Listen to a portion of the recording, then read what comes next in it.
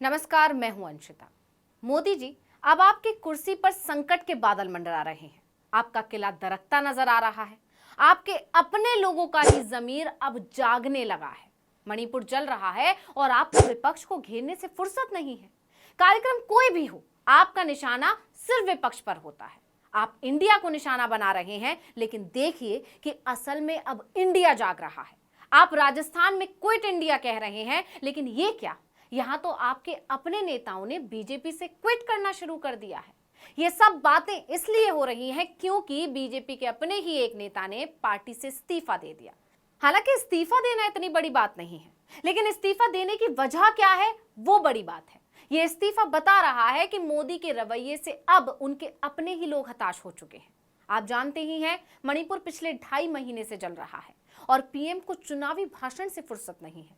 27 जुलाई को भी मोदी राजस्थान पहुंचे थे।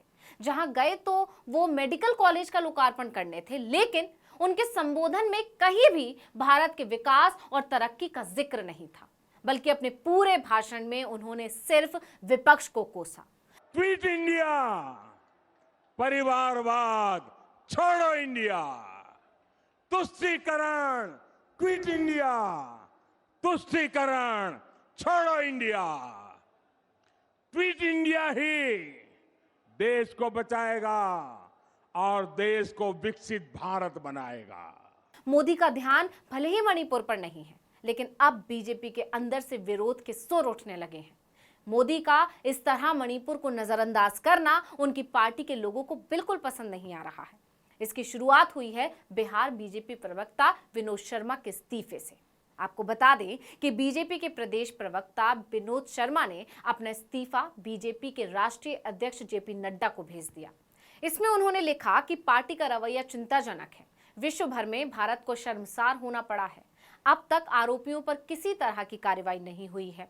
प्रधानमंत्री नरेंद्र मोदी जी ने भी इस घटना को लेकर अब तक कुछ नहीं किया।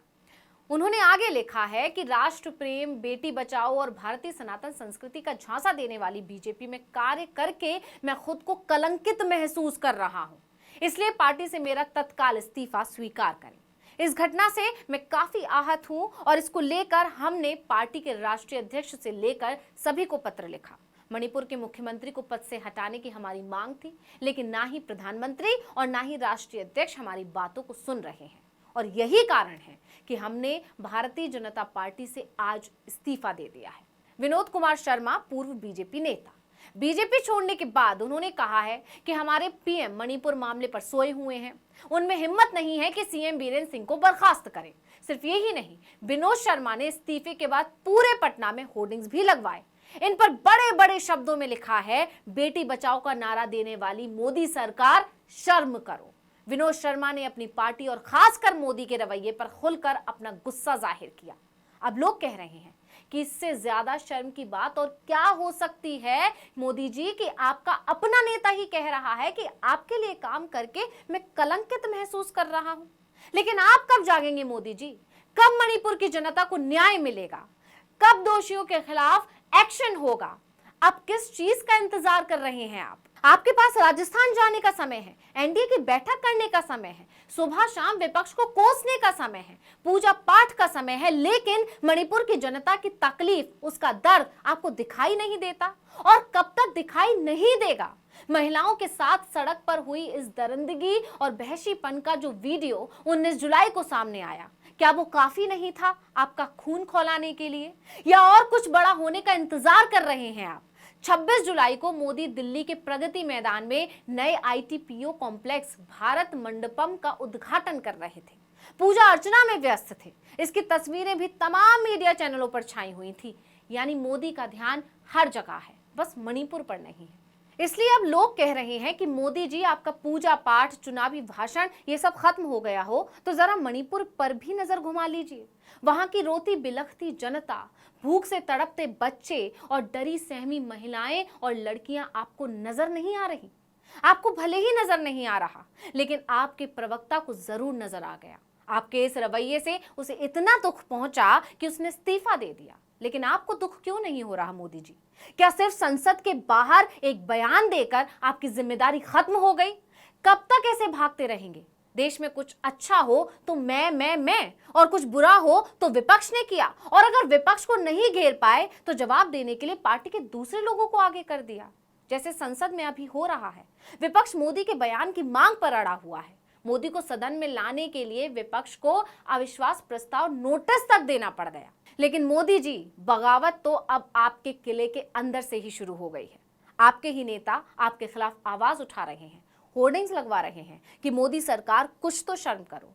क्या गजब इत्तेफाक है। मोदी राजस्थान में विपक्ष को कोस रहे थे, इधर बीजेपी का ही प्रवक्ता अपनी पार्टी और उसके आला कमान को कोस रहा है। वीरेंद्र सिंह के इस्तीफे की मांग कर रहा है। मणिपुर की जनता को इंसाफ मिले इसके लिए उसने इस्तीफा तक दे दिया। लेकिन जो इस फसाद का जिम्मेदार है, बीजेपी के ही विधायक कह रहे हैं कि इस फसाद में राज्य सरकार की मिलीभगत है, इसलिए वीरेंद्र सिंह को इस्तीफा देना चाहिए।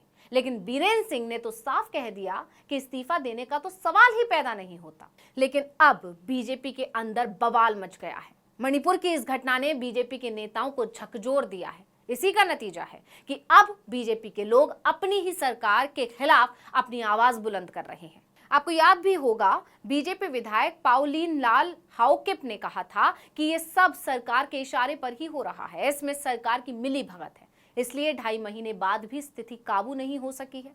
यही नहीं, उन्होंने मोदी की भी आलोचना की थी। भाजपा विधायक ने कहा था कि 79 दिनों का फसाद तो अलग, पीएम मोदी को इतनी बड़ी त्रासदी पर अपनी चुप्पी तोड़ने में 1 हफ्ते का समय लग गया। उन्होंने कहा कि प्रधानमंत्री मोदी की प्राथमिकताएं पूरी तरह से गलत हैं। उन्होंने कहा कि मैंने पीएम से अमेरिका रवाना होने से पहले संपर्क करने की कोशिश की थी, लेकिन मुझे उनसे मिलने का समय ही नहीं मिला, कोई जवाब ही नहीं दिया गया। आज भी हम उनसे मिलने का अवसर तलाश रहे हैं ताकि उन्हें इस मसले की गंभीरता बता सकें।